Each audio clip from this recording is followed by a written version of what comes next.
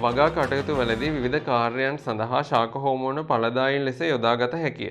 එහෙත් ශාක හෝමෝන මගින් ඉටු කරගත නොහැකි කාර්යයක් වන්නේ පළවෙනි එක රිකිලිවල මුල් අද්දවා ගැනීම, දෙවෙනි එක වල් පැලෑටි නාශකයක් ලෙස ක්‍රියා කරවීම, තුන්වෙනි එක අකාලයේ මල් සහ ඵල හට ගැන්වීම, හතරවෙනි එක පලිබෝධ නාශකයක් ලෙස ක්‍රියා කිරීම.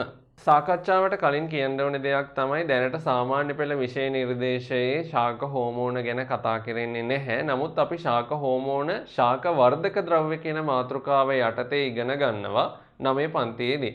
ඒ නිසා ශාක හෝමෝන කියන්නේ නැතුව ශාක වර්ධක ගැන කියලා මම කතා කරොත් ඔයාලට මේක තවදුරටත් පැහැදිලි වෙයි. අපි 9 පන්තියේදී ඉගෙන ගන්නවා ශාක වර්ධක ද්‍රව්‍ය තුනක්. ඒවා තමයි ඔක්සීන, ගිබරෙලීන සහ සයිටොකයිනීන. මීට අමතරව කෘත්‍රිම වර්ධක ද්‍රව්‍ය කිහිපයකොත් කතා කරනවා. සාකච්ඡාවට කලින් මම මේ වර්ධක ද්‍රව්‍ය තුන සහ කෘත්‍රිම වර්ධක ද්‍රව්‍ය ගැන කෙටි පැහැදිලි කිරීමක් කරලා එකපාරම උත්තරයට එන්නම්. මුලින්ම මම කතා කරන්න යන්නේ ඔක්සීන් කියන වර්ධක ද්‍රව්‍ය ගැන. ඔක්සීන් ශාකවල අග්‍රස්ථයෙන් ඉපදෙන වර්ධක ද්‍රව්‍යයක්. මේ වර්ධක ද්‍රව්‍ය මගින් ශාක සෛල දිගින් වැඩිවීම සිද්ධ කරනවා. මේ නිසා ශාකයේ උස යන්නේකට බලපාන්නේ ඔක්සීන් කියන වර්ධක ද්‍රව්‍ය. ඒ වගේම තමයි ඔක්සීන් නිසා තමයි මේ ශාක හිරු එළිය දෙසට නැවී වැඩෙන්නේ. මේ ගැන ඔයගොල්ලෝ පැහැදිලිව ඉගෙනගෙන ඇති කියලා මම හිතනවා. ආපහු කියන දේ තමයි මේක සාමාන්‍ය පෙළ විෂයේ ප්‍රශ්නවලට දැන් අහන්නේ නැහැ. අපි මේ කතා කරන්නේ 2002 ප්‍රශ්නයක් නිසා. ඊළඟ දේ තමයි ඔක්සීන් වලින් පාර්ශ්වික අංකුර වර්ධනය නිෂේධනය කරනවා. ඒ නිසා උද්‍යාන විද්‍යාවේදී අපිට පඳුරු ශාක හදාගන්න ඕනේ නම් අග්‍රස්ථය කපා අයින් කරන්න ඕනේ. ඔක්සීන් තියෙන අග්‍රස්ථය නිසා අග්‍රස්ථය කපා අයින් කරාට පස්සේ ඔක්සීන නැහැ. එතකොට අර නිෂේධන හැකියාව නැති වෙලා ගිහිල්ලා පාර්ශ්වික අංකුර වර්ධනය වෙන්න පටන් ගන්නවා. ඊළඟට අපි කතා කරමු ගිබරෙලීන් කියන වර්ධක ද්‍රව්‍ය ගැන. ගිබරෙලීන් කියන වර්ධක ද්‍රව්‍යයෙන් කරන්නේ ශාක කඳන් දික්වීම සහ ඵල වර්ධනය කියන ක්‍රියාවලිය දෙක. අවසාන ප්‍රධාන වර්ධක ද්‍රව්‍ය තමයි සයිටොකයිනීන් කියන්නේ. සයිටොකයිනීන් වලින් පුෂ්ප, පත්‍ර, ඵල, මුල් වර්ධනය වේගවත් කරනවා, සෛල විභාජනය වේගවත් කරනවා, බීජ ප්‍රරෝහණය වේගවත් කරනවා. ඒ වගේම තමයි සෛල වියපත් වීම ප්‍රමාද කරනවා. මේ ප්‍රධාන වර්ධක ද්‍රව්‍ය තුනට අමතරව තව වර්ධක ද්‍රව්‍ය දෙකක් ගැන මම පොඩි කරුණු කිහිපයක් කියන්නම්. ඕගොල්ලන්ට අවශ්‍ය නම් සටහන් කරගන්න පුළුවන්. පළවෙනි එක තමයි ඇබ්සිසික් අම්ලය.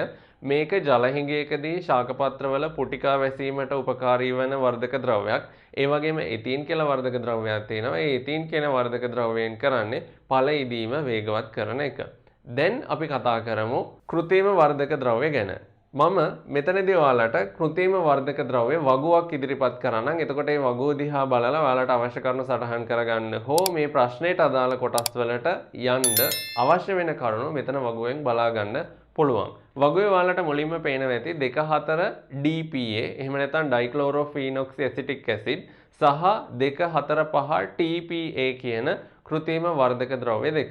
මේ කෘත්‍රිම වර්ධක ද්‍රව්‍ය දෙක වල් පැලෑටි නාශක විදිහට ක්‍රියා කරනවා. ඊළඟට අපිට බලා ගන්න පුළුවන් ඉන්ඩෝල් ඇසිටික් ඇසිඩ් සහ ඉන්ඩෝල් බියුට්‍රික් ඇසිඩ් කියන වර්ධක ද්‍රව්‍ය දෙක. මේවත් කෘත්‍රිම වර්ධක ද්‍රව්‍ය.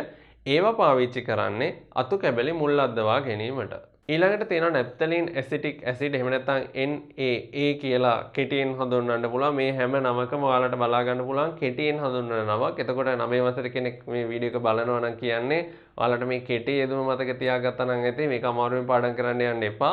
නැප්තලින් ඇසිටික් ඇසිඩ් වලින් කරන්නේ ගස්වල ගෙඩි අකාලයේ වැටීම වළක්වන එක. අවසාන වශයෙන් තියෙනවා සයිටෝසෙල්. සයිටෝසෙල් වලින් කරන්නේ අවාරයේ ගස්වල ඵලදාව හට ගැන්වීම කියන එක. දැන් මම ආපහු එනවා දීලා තියෙන උත්තර 4ට.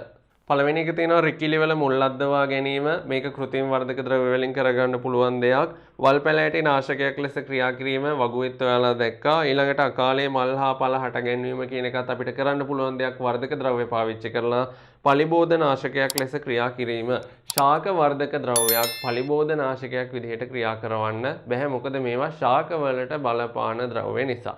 ශාකවල ක්‍රියාවලිය තමයි මේකෙන් වර්ධනයක් හරි නැත්නම් වර්ධනයේ උත්තේජනයක් හරි නිෂේධනයක් හරි කරන්නේ. ඒ නිසා ගැළපෙන උත්තරය වෙන්නේ අංක 4.